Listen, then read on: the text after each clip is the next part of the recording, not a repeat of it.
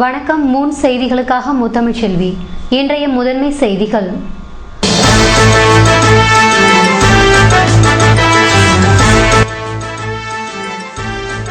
இலவச அரிசிக்கு பதிலாக ரொக்க பணம் இந்த மாதம் முதல் வழங்கப்படும். முதல்வர் ரங்கசாமி அறிவிப்பு.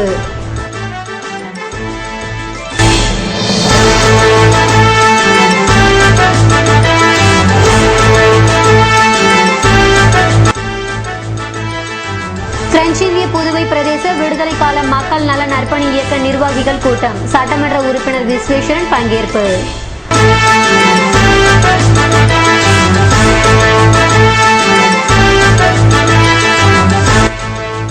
காதலர் தின கொண்டாட்டத்திற்கு எதிர்ப்பு இந்து முன்னணியினர் போராட்டம். பசுமையை வலியுறுத்தி புதுவையில் மிதிவண்டி பயணம். 100க்கும் மேற்பட்டோர் பங்கேற்பு. புதுச்சேரி நாடார் உறவின் முறை சங்கம் சார்பில் நடைபெற்ற இலவச மருத்துவ முகாமில் ஏராளமானோர் கலந்து கொண்டு பயனடைந்தனர். புதுச்சேரி தைராய்டு விழிப்புணர்வு சங்கம் junior sambar international Pondicherry Royal சார்பில் இலவச தைராய்டு மருத்துவ ஆலோசனை மற்றும் நீரிழிவு பரிசோதனை முகாம் தட்டாஞ்சாவடியில் உள்ள சுஜானா கிளினிக்கில் நடைபெற்றது. பாண்டிச்சேரி ராயல் கிளை இயக்க தலைவர் சீனிவாசன் தொடங்கி வைத்த முகாமில் மருத்துவர் வெங்கடேஸ்வரலு தலைமையிலான மருத்துவர்கள் மருத்துவ பரிசோதனை செய்து இலவச ஆலோசனைகளையும் சிகிச்சைகளையும் வழங்கினர். இம்முகாமில் தைராய்டு விழிப்புணர்வு சங்க செயலாளர் ஹேமலதா, பாண்டிச்சேரி ராயல் இயக்க உடனடி முன்னாள் தலைவர் முகுந்தன் உட்பட பலர் கலந்து கொண்டனர். பசுமையை வலியுறுத்தி புதுவையில் மிதிவண்டி பயணம் நடைபெற்றது. உடல் ஆரோக்கியம் மற்றும் பசுமையை வலியுறுத்தி பசுமைக்காக ஒரு பயணம் என்னும் பெயரில் மிதிவண்டி பயணம் இன்று நடைபெற்றது. புதுவை அக்காட் ஹோட்டல் அருகே இந்த மிதிவண்டி பயணத்தை கந்தப்பா கொடியசைத்து தொடக்கி வைத்தார். புதுச்சேரி திண்டிவனம் சாலை புளிச்சப்பள்ளம் வழியாக சென்று மீண்டும் மிதிவண்டி பயணம் அக்காட் ஹோட்டலை வந்தடைந்தது. 100க்கும் மேற்பட்டோர் இந்த மிதிவண்டி பயணத்தில் கலந்து கொண்டனர். இதில் பங்கேற்றவர்களுக்கு பரிசுகள் வழங்கப்பட்டன. புதுச்சேரி நாடார் உறவின் முறை சங்கம் சார்பில் நடைபெற்ற இலவச மருத்துவ முகாமில் ஏராளமானோர் கலந்து கொண்டு பயனடைந்தனர்.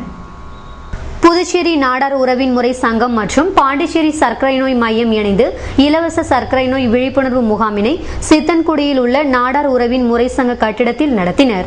சங்க தலைவர் செண்பகராஜன் தொடங்கி வைத்த முகாமில் மருத்துவர் கோபிநாத் தலைமையிலான மருத்துவர்கள் மருத்துவ ஆலோசனைகளை வழங்கினர். ஈஸ்ட் கோஸ்ட் சர்க்கரை நோய் மைய நிறுவனர் மருத்துவர் சந்தானம் சர்க்கரை நோய் குறித்து சிறப்புரையாற்றினார். 100க்கும் மேற்பட்டோர் இம்முகாமில் கலந்து கொண்டு பயனடைந்தனர். சேலத்தில் நடைபெறும் மாநாட்டில் கலந்து கொள்ள புதுவை மாநில பாமகவினர் 100க்கும் மேற்பட்டோர் வாகனங்களில் புறப்பட்டு சென்றனர். சேலத்தில் பாட்டாளி மக்கள் கட்சியின் அரசியல் மாநாடு மற்றும் பொதுக்கூட்டம் இன்று மாலை 4 மணிக்கு நடைபெற்றது. இம்மாநாட்டில் கலந்து கொள்ள புதுவை மாநில பாமக சார்பில் 100க்கும் மேற்பட்ட வாகனங்களில் தொண்டர்கள் சென்றனர். மாநில செயலாளர் கோபி தலைமையில் மாநில செய்தி தொடர்பாளர் ராஜசேகரன், வன்னியர் சங்க தலைவர் வேணுகோபால், உயர்மட்ட குழு உறுப்பினர் ராமகிருஷ்ணன், மாநில துணை செயலாளர் வடிவேலு மற்றும் நிர்வாகிகள் சேலம் புறப்பட்டு சென்றனர். இலவச அரிசிக்கு பதிலாக ரொக்க பணம் இந்த மாதம் முதல் வழங்கப்படும் என முதல்வர் ரங்கசாமி தெரிவித்துள்ளார். புதுவை உருளையன்பேட்டை தொகுதியில் 10 மற்றும் 12ஆம் வகுப்பு பொதுத் தேர்வில் அதிக மதிப்பெண் பெற்ற மாணவர்களுக்கான பரிசளிப்பு விழா, ஸ்ரீ சுமதி பால வித்யாலயா செவித்திறன் குறையுடையோர் பள்ளியின் 8ஆம் ஆண்டு விழா மற்றும் மனிதநேய மக்கள் சேவை இயக்கம் சார்பில் இரத்த தானம் வழங்கியவர்களுக்கான பாராட்டு விழா ஆகிய முப்பெரும் விழா இன்று நடைபெற்றது. அரசு கொறடா நேரு தலைமை தாங்கிய விழாவில் முதலமைச்சர் ரங்கசாமி சிறப்பு அழைப்பாளராக கலந்து கொண்டு மாணவர்களுக்கு பரிசு தொகை, கல்வி கடன் மற்றும் சிறுகடன் உதவிகளை வழங்கி பாராட்டி பேசினார். அப்போது அவர் இது போன்ற விழாக்கள் மாணவர்களின் படிக்கும் ஆர்வத்தை அதிகப்படுத்துகின்றன. புதுவை பெற்றோர்கள் குழந்தைகளை படிக்க வைப்பதில் எந்த சிரமமும் இல்லை என்றும், சென்டாக் மூலம் மாணவர்களுக்கு அரசு கட்டணம் செலுத்தி வருகிறது. பிற்படுத்தப்பட்டோர் மேம்பாட்டு கழகம் மூலம் கல்வி கடன் எளிமையாக முறையில் வழங்கப்படுகிறது என்றும், வங்கியால் தாராளமாக முன்வந்து மாணவர்களுக்கு கல்வி கடன் வழங்க வேண்டும். மாணவர்கள் நன்றாக படித்தால்தான் அரசின் சலுகைகளை பெற முடியும். படித்து முடித்த மாணவர்கள் வெளி மாநிலம் மற்றும் வெளிநாடுகளுக்கு சென்று பணிபுரிய வேண்டும். இதனால் புதுவையின் வருவாய் உயரும் என்றார். மேலும் மருத்துவம், பொறியியல் மட்டும் படிக்காமல் மாணவர்கள் IAS, வங்கி பணி ஆகியவற்றிற்கு செல்ல வேண்டும் என்றும், நல்ல அரிசி இல்லை என புகார்கள் வந்தது. இதனால் காலத்தோடு தாய்மார்கள் அரிசி வாங்கிக் கொள்வதற்காக மாதம் 300 ரூபாய் வழங்கப்பட உள்ளது என்றும், இதனை இம்மாதம் முதல் தாய்மார்கள் பெற்றுக் கொள்ளலாம் என்றார். இதில் திருப்தி இல்லை என்றால் மக்களின் விருப்பம் போல செயல்படுத்த அரசு தயாராக உள்ளது என்றும், வீடு இல்லாதவர்களை கணக்கெடுத்து வீடு வழங்கப்பட உள்ளது என்றும், மக்களுக்கு கொடுத்த வாக்குறுதிகள் அனைத்தும் அனைத்தும் விரைவில் நிறைவேற்றப்படும் என்றும் நகரை சுத்தமாக்க விரைவில் டெண்டர் விடப்படும் என கூறினார். இவ்விழாவில் வாரிய தலைவர்கள் மதி, பாலமுருகன், காவல் கண்காணிப்பாளர் குணசேகரன் மற்றும் பலர் கலந்து கொண்டனர்.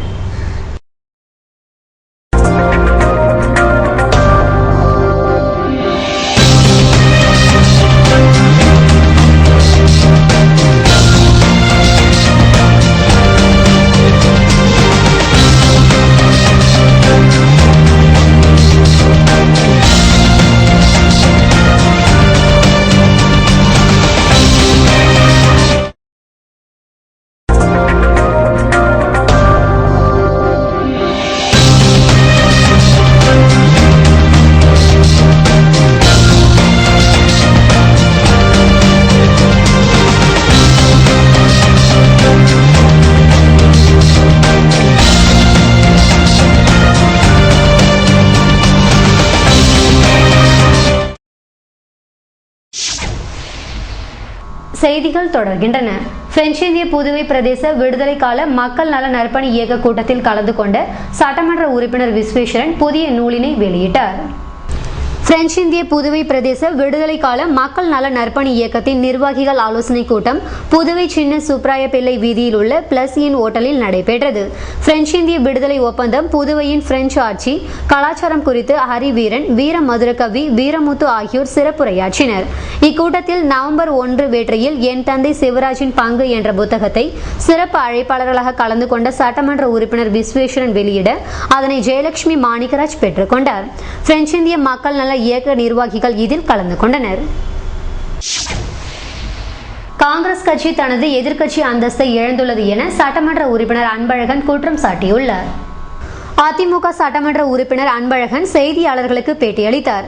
அப்போது அவர் புதுவை அரசு நிதி நெருக்கடியில் சிக்கி தவித்து வருகிறது என்றும் சட்டமன்ற உறுப்பினர்களின் தொகுதி மேம்பாட்டு நிதிக்கு கூட இதுவரை பணம் ஒதுக்கப்படவில்லை என்றார். பொதுப்பணித்துறை ஒப்பந்தக்காரர்களுக்கு நிதி அளிக்கப்படவில்லை, இதனால் அரசு ஸ்தம்பித்து போய் உள்ளது. எனவே பட்ஜெட்டுக்கு முன்பாகவே நிதிநிலை குறித்து அரசு வெள்ளை அறிக்கை வெளியிட வேண்டும் என்றார். வழக்கமாக 2 வாரங்களுக்கு முன்புதான் சட்டமன்றம் கூடுவது குறித்து அறிவிக்கப்படும். ஆனால் தற்போதைய தலைமை செயலாளரை தக்க வைத்துக் கொள்ள வேண்டும் என்பதற்காகவே 1 மாதத்திற்கு முன்பே சட்டமன்றம் கூடுவது பற்றி அறிவிக்கப்பட்டுள்ளது என்றார். புதுவை சட்டசபையில் எதிர்க்கட்சியில் உள்ள காங்கிரஸ் கட்சி தனது எதிர்க்கட்சி அந்தஸ்தை இழந்துள்ளது. 4 சட்டமன்ற உறுப்பினர்கள் அக்கட்சியிலே இல்லை என்றும் இதனால் இந்த சட்டமன்ற உறுப்பினர்கள் காங்கிரஸ் கட்சியில் தான் இருக்கிறார்களா என்பதனை எதிர்க்கட்சி தலைவர் உறுதி செய்ய வேண்டும். தனது ஆதரவு இல்லாத நிலையில் எதிர்க்கட்சி தலைவர் பதவியில் வைத்திலிங்கம் நீடிக்க கூடாது என்றார். காதலர் தின கொண்டாட்டத்தை கண்டித்து இந்து முன்னணியினர் போராட்டம் நடத்தினர். காதலர் தின கொண்டாட்டத்திற்கு எதிர்ப்பு தெரிவித்து புதுவை மாநில இந்து முன்னணியினர் நேற்று அண்ணா சாலை செட்டித்திரு சந்திப்பில் கண்டன ஆர்ப்பாட்டம் நடத்தினர். புதுவை மாநில தலைவர் சுனில்குமார் தலைமை தாங்கிய போராட்டத்தில் வாழ்த்து அட்டைகள் தீ வைத்து எரிக்கப்பட்டது. இப்போராட்டத்தில் பொதுச் செயலாளர் முருகையன், செயலாளர் ரமேஷ், வீரசங்கர், பொருளாளர் செந்தின் முருகன் உட்பட பலர் கலந்து கொண்டனர். புதுவை தாவிதப்பேட்டை பகுதி மக்களுடன் காவல்துறையினர் ஆலோசனை நடத்தினர். புதுவை ஒதியஞ்சாலை காவல்துறை சார்பில் தாவிதப்பேட்டை பகுதி மக்களுடன் நல்லுறவு கூட்டம் நேற்றிரவு நடைபெற்றது. ஆய்வாளர் வீரவல்லவன் தலைமையில் நடைபெற்ற கூட்டத்தில் உதவி ஆய்வாளர் கீர்த்தி மற்றும் காவல்துறை அதிகாரிகள், பொதுமக்கள் கலந்து கொண்டனர்.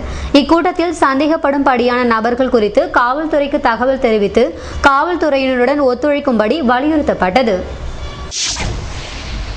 புதுச்சேரி லிங்காரெட்டிப்பாளையத்தில் அமைந்துள்ள கூட்டுறவு சர்க்கரை ஆலை கரும்பு அரவை துவக்க விழா நடைபெற்றது.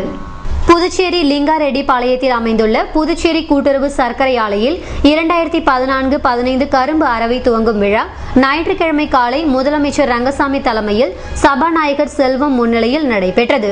இந்நிகழ்ச்சியில் ஆலையின் பெருந்தலைவர் சூரன் என்கிற கிருஷ்ணசாமி, நிர்வாக குழு உறுப்பினர்கள் அரியபுத்திரி ஞானசேகரன், மேலாண் இயக்குநர் ராஜசேகர், தலைமை கரும்பு அதிகாரி தெய்வ சிகாமணி, தலைமை பொறியாளர் பாரதிதாசன், தலைமை ரசாயனர் பத்மநாபன் மற்றும் பெருந்திரளான கரும்பு விவசாய சங்க பிரதிநிதிகள், கரும்பு விவசாயிகள், ஆலை தொழிலாளர்கள், அரசு மற்றும் ஆலை அதிகாரிகள், பொதுமக்கள் கலந்து கொண்டு சிறப்பித்தனர்.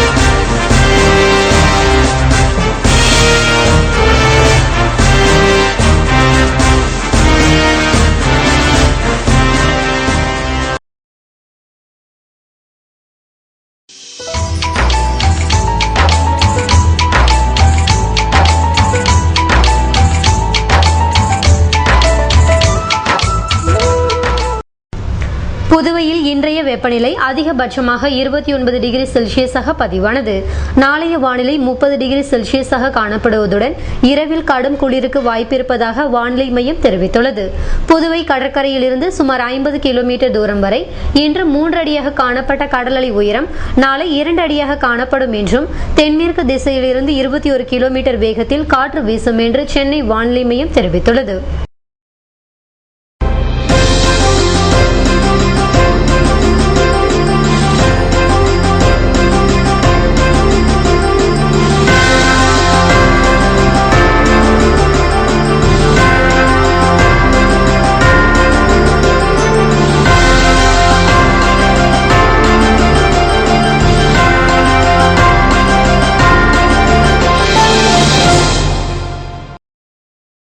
மீண்டும் இன்றைய முதன்மை செய்திகள்.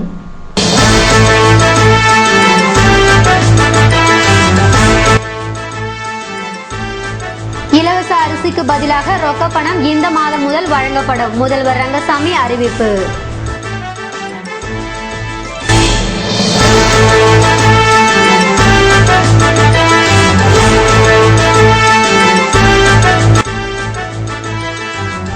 இந்திய புதுவை பிரதேச விடுதலை கால மக்கள் நல நற்பணி இயக்க நிர்வாகிகள் கூட்டம். சட்டமன்ற உறுப்பினர் விஸ்வேஸ்வரன் பங்கேற்பு.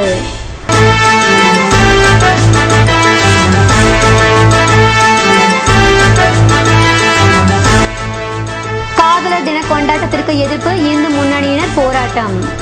பசுமையை வலியுறுத்தி புதுவையில் மிதிவண்டி பயணம். 100க்கும் மேற்பட்டோர் பங்கேற்பு. இத்துடன் செய்திகள் நிறைவடைந்தன. வணக்கம்.